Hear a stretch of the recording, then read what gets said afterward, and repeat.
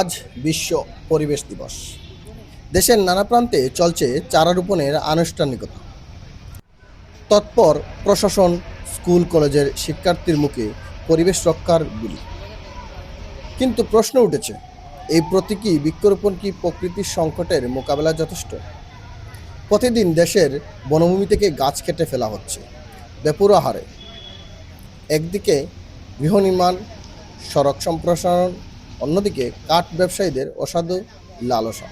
সব মিলিয়ে গাছ কাটা যেন এক নীরব মহোৎসব চলছে। আর সেই বিপর্যয়ের মুখে কয়েকটি চারা রোপণ হয়ে দাঁড়িয়েছে দায় সারার একটি আনুষ্ঠানিকতা। পরিবেশবিদরা বলছেন, বৃক্ষরোপণ যতটা জরুরি তার চেয়ে অনেক বেশি প্রয়োজন বিদ্যমান গাছ ও বনভূমি সংরক্ষণ করা। কারণ একটি পূর্ণবয়স্ক গাছের পরিবেশগত অবদান কখনো একটি চারা গাছ পূরণ করতে পারে না। তার চেয়ে বড় কথা, রোপিত চারাগুলো বড় অংশই কয়েক মাসের মধ্যে ঝরে পড়ে পরিচর্যার অভাবে।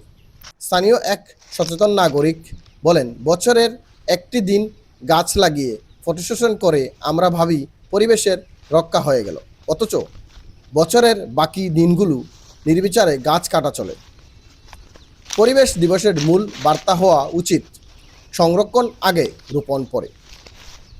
প্রশাসনের উদ্যোগের পাশাপাশি নাগরিক সচেতনতা ও দীর্ঘমেয়াদী পরিকল্পনা ছাড়া এই সংকট থেকে মুক্তি পথ কঠিন। বৃক্ষরোপণ অনুষ্ঠান নয়, এখন প্রয়োজন বাস্তব পদক্ষেপ, শক্ত আইন প্রয়োগ এবং সচেতন নাগরিক আন্দোলন। না হলে একদিন হয়তো এসব পরিবেশ দিবস হবে শুধুই স্মৃতিচারণের উপলক্ষ। Creative news 24, Moulvibazar.